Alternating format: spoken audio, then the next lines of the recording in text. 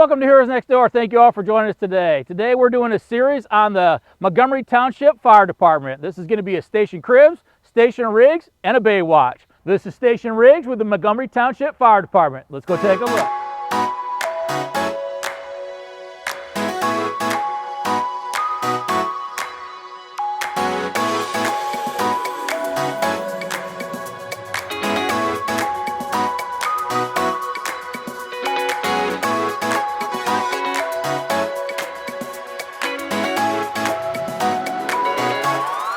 Hey Anthony, good to see you again, brother. Good to see you too. How are you doing? Good. Thanks for inviting us back out. Yeah, anytime. Last time we talked about the squad, but now we really want to take an in-depth look at it. Can you kind of talk us through what you have here? Yeah, so we'll take a deep dive into this thing. So like I said in the previous video, it's a 2016 Pierce. It's got 500 gallons of water in it, more hose than you can imagine. A lot of different cool equipment that we'll take a look at and dive deeper into. Okay, tell me about what you have in the driver's compartment there. How does it all work? So up front here, basically we have all our switches that we would need. Each button has a different function. We have all our scene lighting, our emergency lighting, as well as our pump transfer and anything that the chauffeur would need. We also have headsets on the trucks. That way, obviously, when we're going down the road and the siren's screaming, we can hear. Right. As well as hearing protection. Yeah. I mean, that's one of the important things for me. I have a 2% hearing loss. We're doing this for 30 years. Mm-hmm. With this window open, or my squad's windows open, I lose that hearing. So having a hearing aid is definitely helpful. Yeah, we try and be mindful of it because obviously every day it'll take a toll on you. Right. So and we're not screaming at each other going down the road. Okay. So this pretty much drives like a regular truck. Yeah. The started is push button, right? Yeah. Yeah. So the battery's here, and then you have the ignition and the start.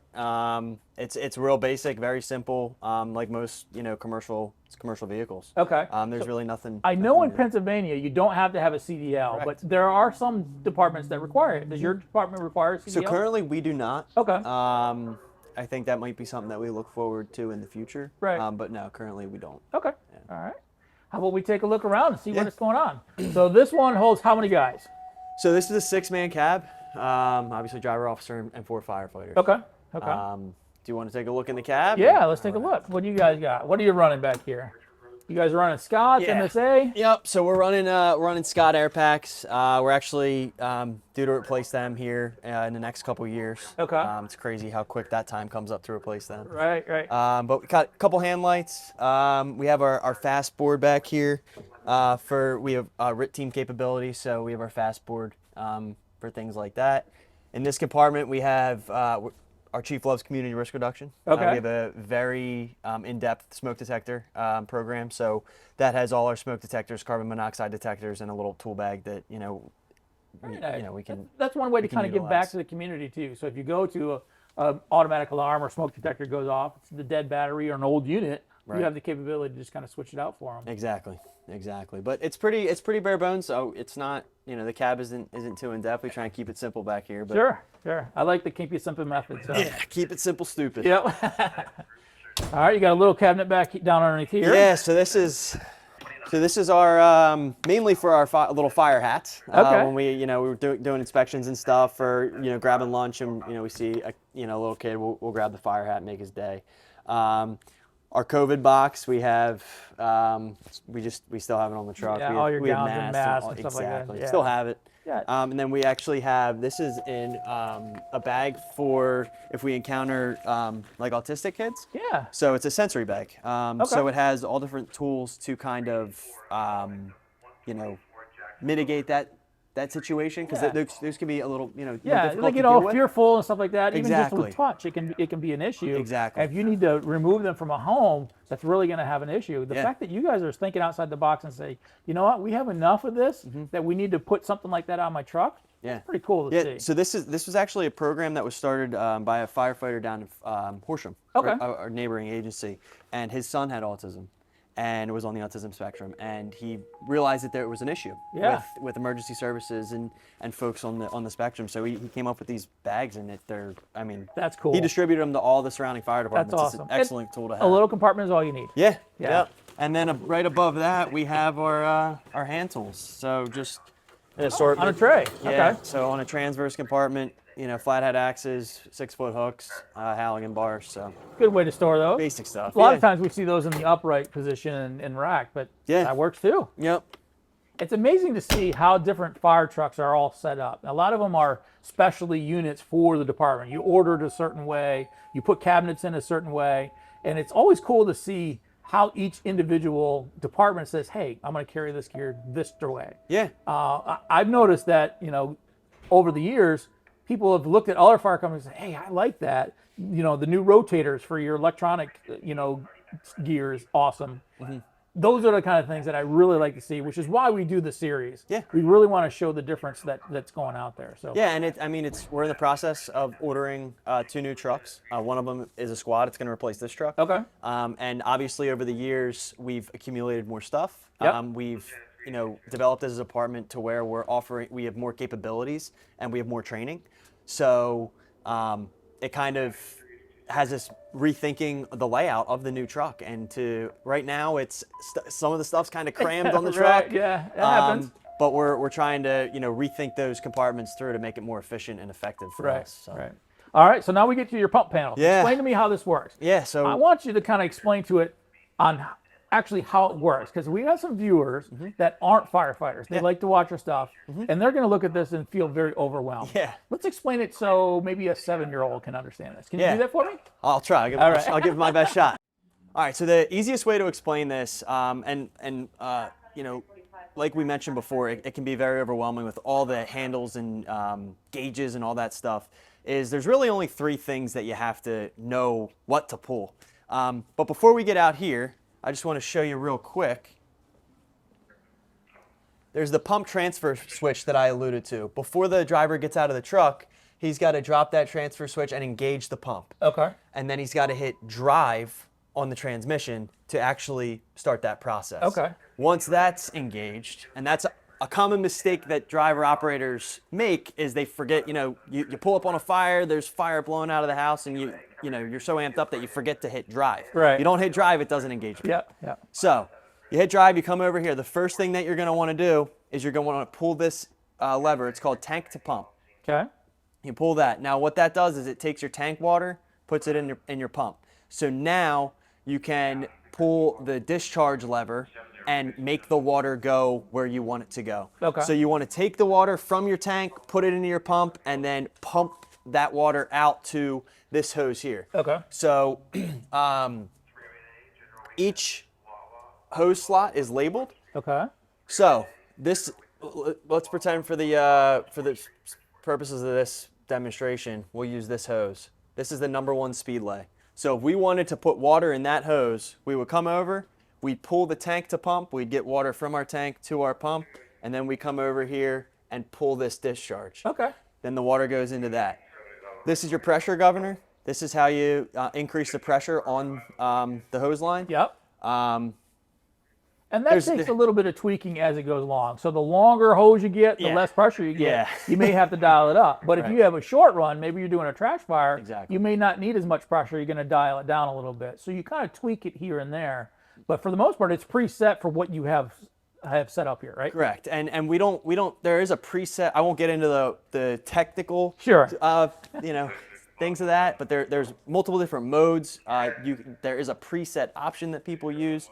We don't use the preset option. Okay. We just come over here and you have to increase the pressure on most of the lines. Okay. So, but yeah, it's really simple. Tank to pump, your discharge. So all of these are discharges. They're basically this, but hidden. Okay. So these are easy to see because it's like, oh, I pull this lever and water comes out of here. Right. I pull this lever and water comes out of here. Okay. Here you pull this lever and water comes out of there. You just can't see And the I like pipe. that it's kind of color coordinated too. Yeah. So. Yeah, it makes it easier. Some drivers like to lock the handles on it's more visual for some people. Like Okay. the gentleman who's driving today, these are the 3 that we're most likely to use, the cross lays. Yep. So he likes to turn them, but Okay. that's just his little quirk. And this is the intake, right? Correct. Because you said you had 500 gallons on the tank. Yes. And you can go through that pretty quickly. Yeah. So I mean, our hand lines, just for simplicity, flow about 200 gallons a minute. Right. So 3 minutes, you're done. yeah, you're done. And people don't realize that. I mean, obviously that's opened up all the way, flowing Yeah, water yeah. continuously, which may or may not be the case. But yeah, you run out of water pretty quickly. And when you put it like that, people are like, oh, well, you have 500 gallons, you can put out any fire. Well, not really. Right. So that's where it comes into play, where you know, once our tank water is done, which is 500 gallons, we got to make sure that we're securing a water supply by, you know, hitting a hydrant or, God forbid, drafting in more rural parts of Yeah. the country. But yeah, once we have that established, then we would. So once we have our 5-inch hose here, which is our supply line. Yep. Once that's charged, then we would pull this lever, it's tank fill or recirc, and we would crack that to start refilling our tank. Okay. And then once our tank's full, then we can kind of, you're getting more into the complicated side of things. Right. But once your tank's full, you can close your tank to pump. Now you have 500 gallons of reserve, and you're just using the water that's coming into the truck. Easy enough. Yeah. Yeah. So I Thank hope you that for- was so. Yeah, that works. I Yeah. tried to put that as very simple as I keep it could. Yeah. simple. But I think that'll kind of take some of the anxiety of people looking at it going, I don't know if I can do that. Because realistically, the reason we're doing these videos is we want people to volunteer. We want people to become firemen, you know, and we don't want to overwhelm them with some information. By giving it simple like that, y'all can do that. So if you're interested in becoming a firefighter, please come down, talk to them. You know, they're always looking for volunteers, and I think you're even hiring in the future. So Yeah. yeah. Yeah, so I mean, if we have, you know, hiring opening up, then the township will announce that. We're always looking for volunteers. Yeah. So, you know, we're here every day, Monday through Friday, from 7 to 5. So Awesome. stop up and say hi and grab an application. Sounds good. So. All right, we're working our way back. So this is our chauffeur's compartment, our engineering compartment. It has some tools in it, but a little bit of a mess right now. Well, you got to be able to put your gear in it. Yeah, so this is the whole thing where I was talking about how we're going to be reconfiguring the compartments and kind of making it more efficient for us.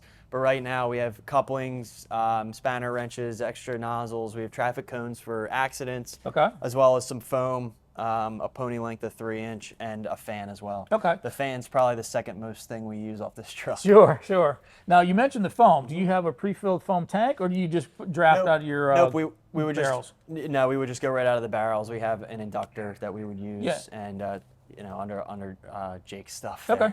There. Right. But yeah, this is where the engineer kind of lives. Does his business, yeah. So. Awesome. You can leave that open. Oh, We'll work that's our right, way that's around. right. And over the wheel we have. So this is the fun compartment.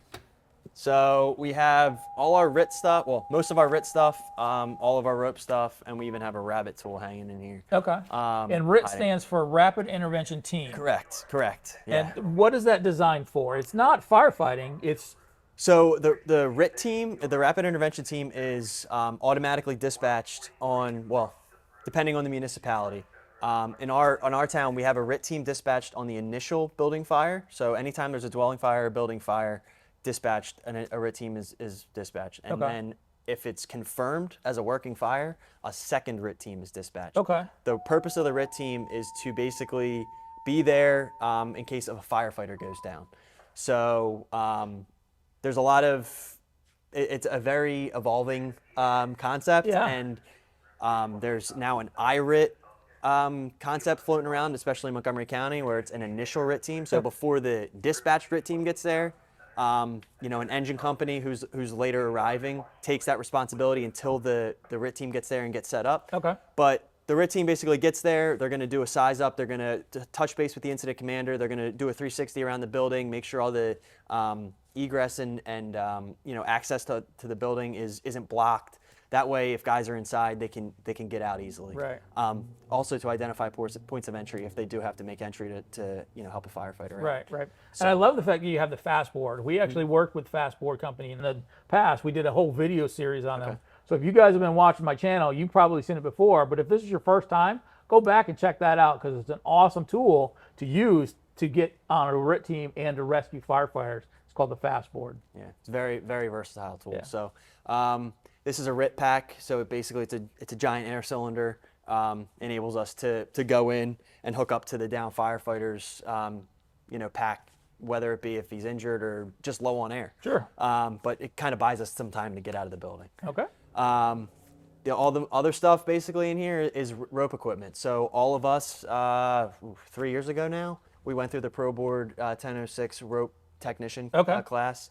And that's something that out of all the technical rescue disciplines, that's probably the one that we train on the most. Good. That's the one thing that I lack the most. Tying knots, yeah, I can tie a lot, but to tie that good knot, to get it to go, you have to almost do it every day and really know how to get those knots and those certain loops and how to hook on the different carabiners and prussets and all kinds of other stuff. So. Yeah, we're very fortunate in that we have the most, up-to-date equipment, and we have a lot of guys in the department who enjoy doing rope rescue and who, like to train on it. So that's awesome. That's something we do quite a bit. Okay. So it's a fun and thing. Underneath here is your fuel fill up and air cylinders? So this is the DEF and fuel, and then those are just cylinders. Okay. Yep, air cylinders, yep.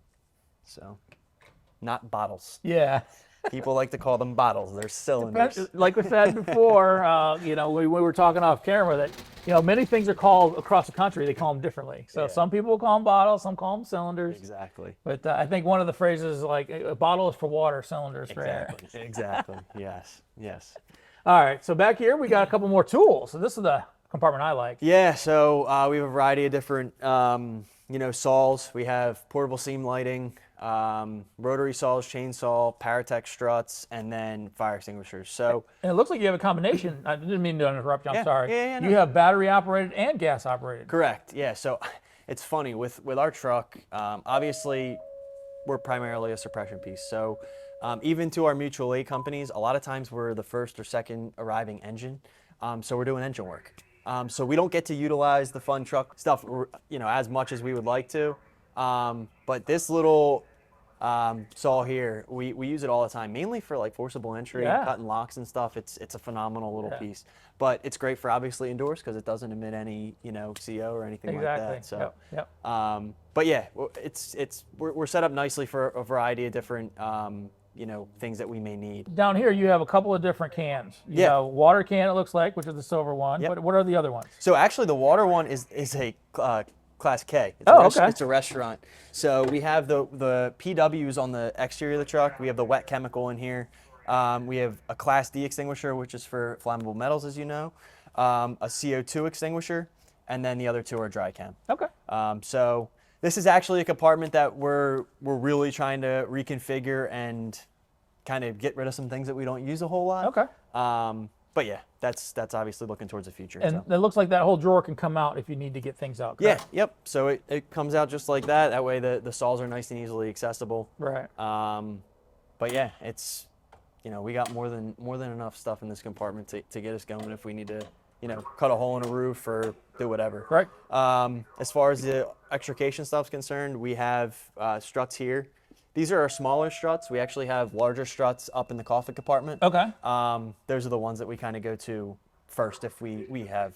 We'll get to the junkyard dogs on the other side, but that's kind of what we lead off with for the smaller vehicles. Okay. If we're dealing with something more commercial or large truck, then we'll go to the struts. But so yeah. All right, working our way around back.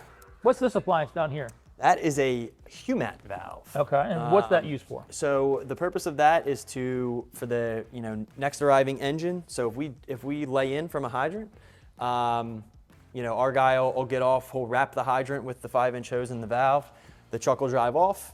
Once the first coupling hits the street and the the hose is down, he'll start hooking up to the hydrant. So once he's hooked up to the hydrant, he's going to flush the hydrant first, then hook up. Once he charges the 5-inch, he's going to go up to the scene to help the crew. But the next arriving engine comes and actually hooks their hose in a way to boost the pressure, especially if it's a longer lay. Boost the pressure on that 5-inch from the hydrant. That way we have enough pressure at the pump to do what we have to do. That makes sense. So. And you don't have to uncouple or anything. You just hook right onto that and just do what you need to do. Yep. It gets a little complicated. I'm sure there's awesome videos on YouTube. Yep. But you basically hook 5-inch here, you hook 5-inch here. We actually have from pump and to pump, just to remind our folks. Yep. You never disconnect this hose. Okay. But basically what it does is the water is going in here from the hydrant. Yep.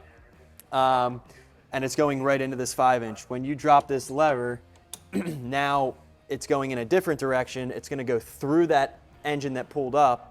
They're going to boost the pressure, send the water out of their engine back into this hose to our engine, and it's basically a big circle.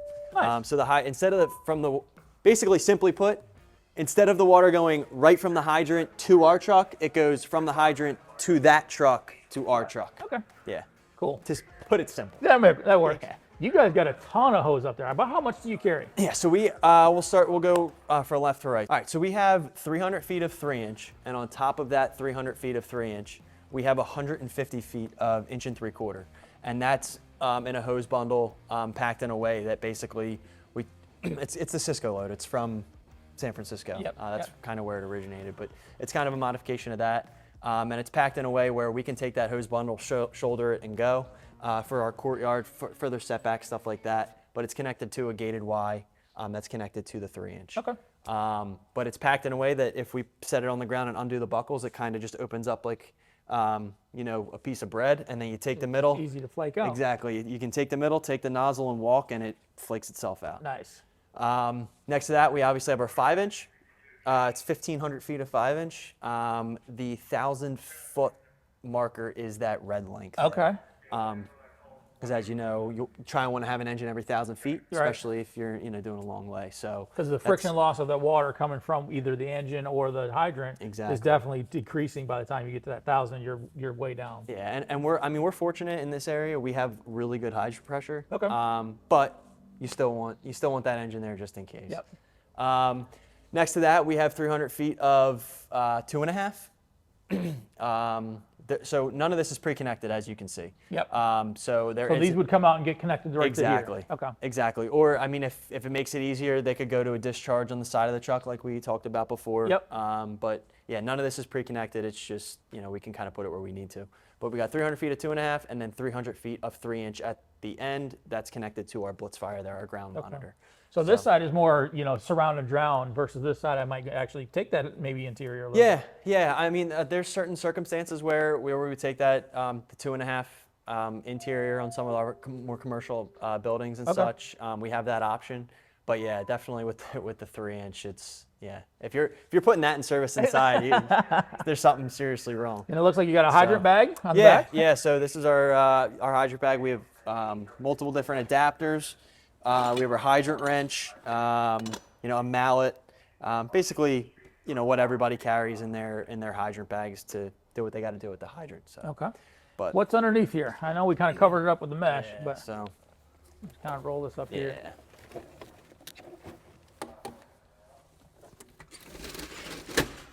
Okay. Yeah. So then that drawer slides right out, right? Yep. Yeah. So we have a couple step cribbing. We have 4 bags of just regular cribbing for auto extrication, and then we have our airbag kit.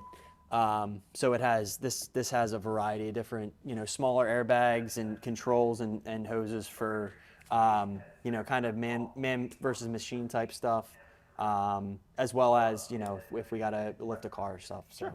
We have bigger airbags on the side here that we'll get to, but that's, Yeah, that's a good way to hide those kind of up in there. Because it's almost like Django putting it back. When we're done with it, you're like, okay, how do I get this all back in that compartment? Exactly. It can be challenging. Exactly. So work our way around. I noticed you have the ladder up top. Yeah. This kind of swings down. Yep. So it, the 2 arms on each end, it kind of rotates down. So we have a 28-foot ladder and a 14-foot ladder up there. So you don't have a whole big complement of ladders on an engine. That's what the towers are for and stuff like that, truck work. So you're going to have your basics. So if you need to do a quick rescue, you can throw a ladder and get in, but you don't carry a whole complement of ladders. Yeah, right. And we have the 2 ladders to basically just get us started. And we're a pretty aggressive department. Our drivers are aggressive, and once the guys pull the initial hand line and the driver will go and pull the backup line to the front door or wherever. Once he's got his water supply established and 1 line charged, we're putting the ladder rack down and we're throwing ladders, especially if it's a second floor fire or whatever. Regardless of the situation, we're getting the ladders thrown. That way they have some sort of egress. Okay. So. What's in this compartment then? So this compartment is probably the most expensive compartment. The most expensive one. All right. So these are our new Hurst hydraulic tools. Okay. We've only had them about a year, but they've been awesome. There's a lot of the fire service right now. There's a lot of back and forth between hydraulics or the corded versus the battery. we've seen a huge advantage. They are slightly heavier, but Yeah, and that's what I've heard is that they're a little bit heavier, but they go into service a whole lot quicker. Yeah. You don't have to worry about getting your generator out, starting it up, priming your lines, hooking your lines, Exactly. and then going to service. You can literally just take that off the truck and twist the handle, and you're good to go. press a button and it's ready to go. Right. It really has the purpose of them, and the I guess advantages have really shown themselves to us just in the short time that we've been running them. Right. Just pulling up on scene, and our cops are very aggressive, but sometimes they block us a little bit from. So we love our police department, and we work very well with our police department. But there have been situations where it's far. I mean, it's a good 50, 60 feet, right. and we're in a tight roadway and we're stuck. We can each take 2 tools and go up to the scene, and we have what we need. Not to mention you're not dealing with like the exhaust, because people don't think about that when they're firing up those portable, Pumps portable units. Yep. Like, they're blowing all the exhaust right into your rescue scene. So yeah, these have been awesome. It looks like you got a cutter, you got spreaders, and you got struts. Yep. So we got 2 rams. We have a combi tool, a big spreader, and 2 different size cutters. Okay. So we got more than enough to do what we have to do. The whole department has not completely transferred yet. Okay.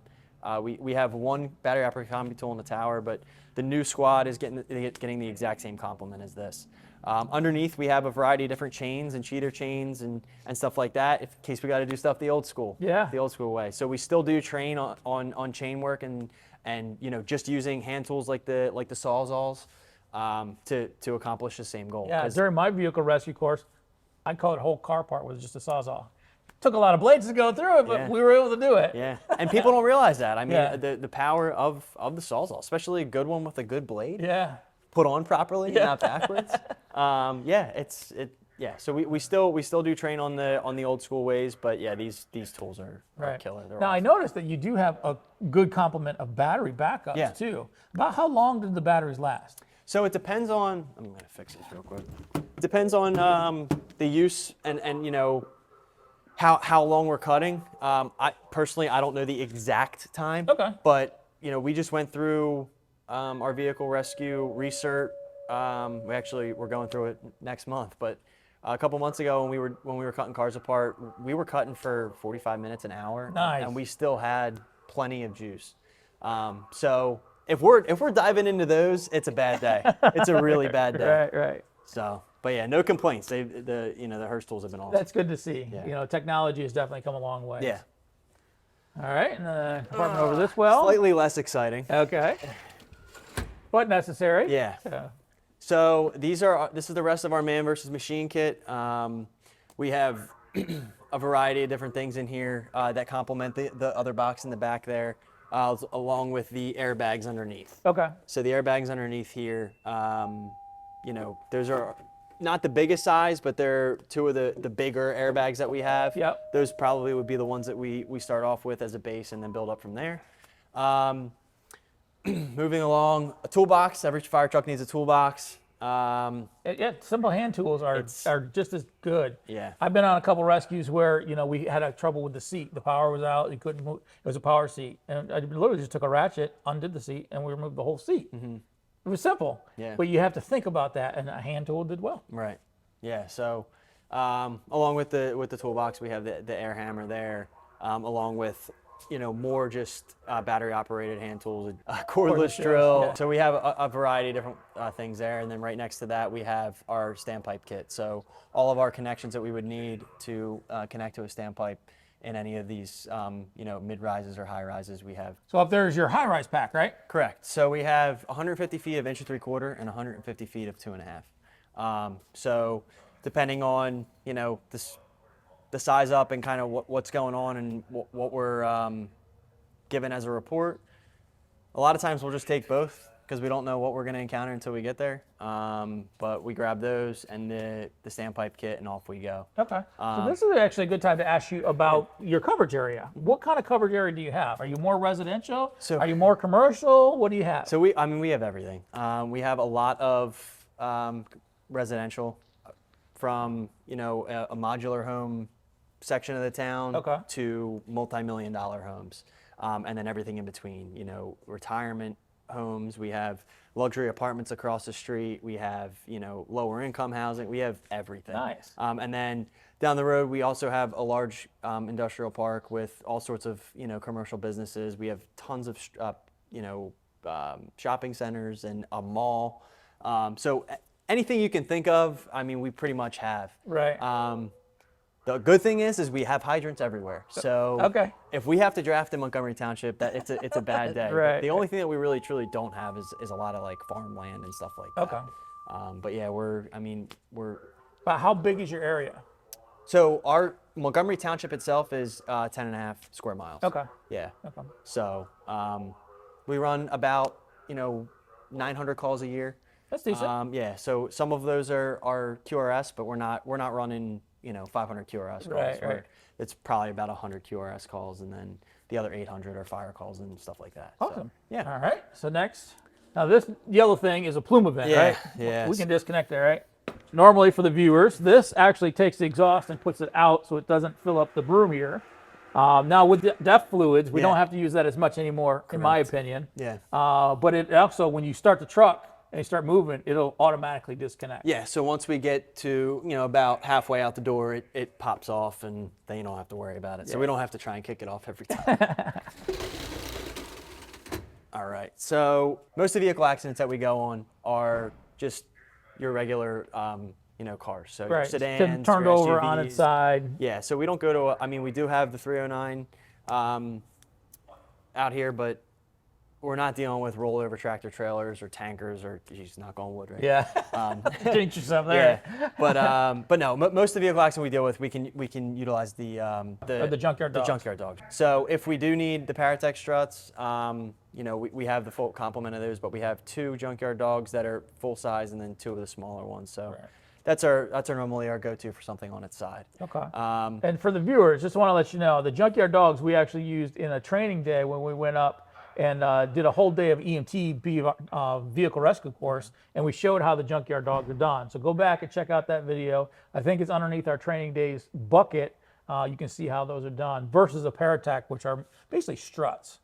Versus the angular kind of stuff. Yeah, and the Paratech struts are they're much more versatile, and they have extensions that you can put on them, Yep. and you know, you can use them for trench rescue and stuff like that. And yeah, they're a little bit more versatile, but for the majority of the accidents that we go on, the junkyard dogs are more than sufficient for what we need. Are probably our most utilized tool in the fire truck. The little giant. The little giant, yeah. So whether it be, you know, changing out a smoke detector in somebody's home or trying to reach a piece of equipment out of fire, you know, that's probably our most utilized. I've piece of actually used that also on times for an attic ladder. You know, you just got to get up and check an attic. Yeah. Junkyard or a little giant does well. Yeah, it's awesome, and that's a newer one. It's all fancy, but yeah, it's awesome. It's a good tool to have. So then we have a bunch of miscellaneous hand tools, little 4-foot hook, pry bar, duck bill. These are some of the things that we're probably going to rethink about, you know, with the new truck, possibly removing if we need that space for something else, just because we don't use it a whole lot. Yeah.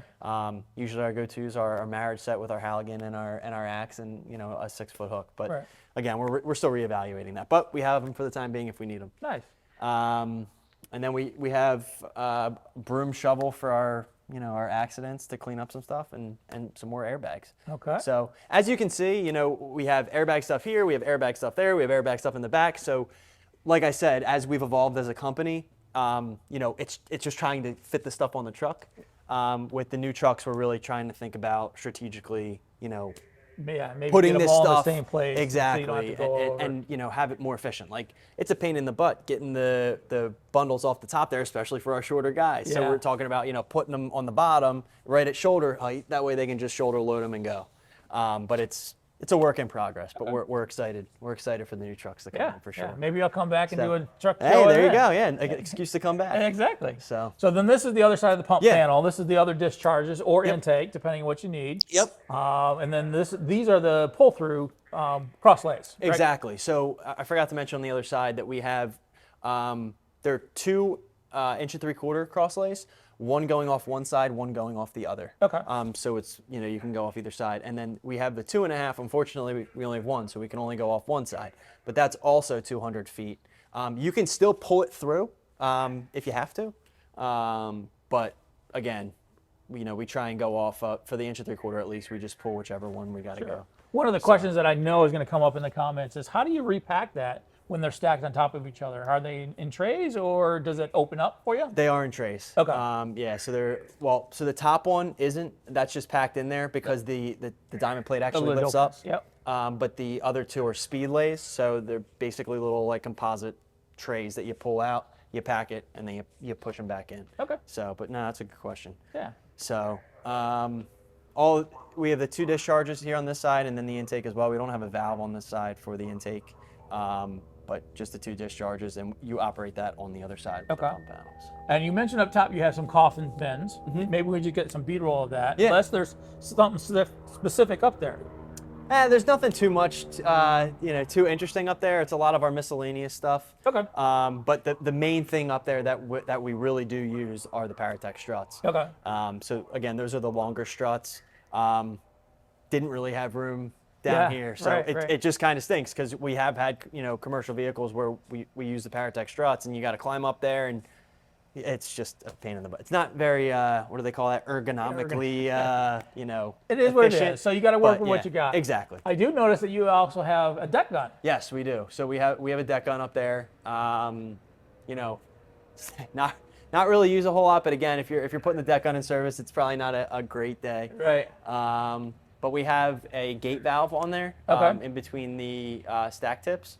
So that way, if we eliminate it, right, we have 4 guys on the truck. If the 2 guys are doing something, the chauffeur can actually kind of get that in place and charge it, and then get up there and turn that gate, and that way they're not flowing water right when they charge that that line. So. All right.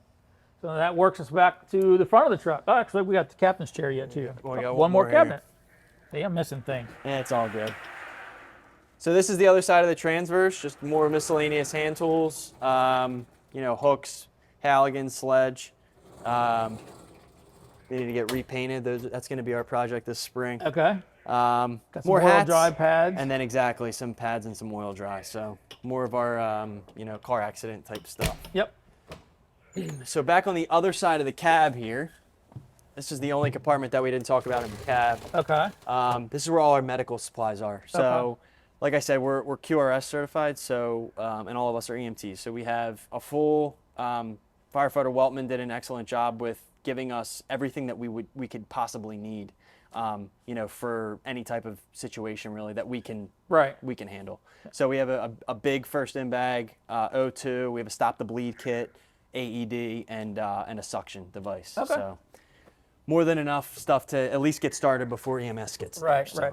Now, who's your mutual aid company for EMS? So VMSC, Medic 345, provides the medical services here in town. Okay. They also provide medical services to many of the surrounding municipalities, but their station is actually right next to the township building. Okay. Right next to the police station. Nice. So, depending on where it is, if it's on this end of town, there's a good chance that we might beat them there if they're, out on another call or whatever. So there are some times where we're there first. So we want to make sure that we're, fully equipped to do what we got to do. Okay. So, and this is the captain's chair or the officer's seat, what do you call it? Yeah, this is where the boss sits. So our captain's on vacation. Okay. Captain Backlund, but Harry's the acting captain today, so he's up in the seat. But a lot of the similar stuff, we don't have a whole lot. We have, a shorter Halligan bar for an officer's tool, a portable hand light, and then obviously our map books there.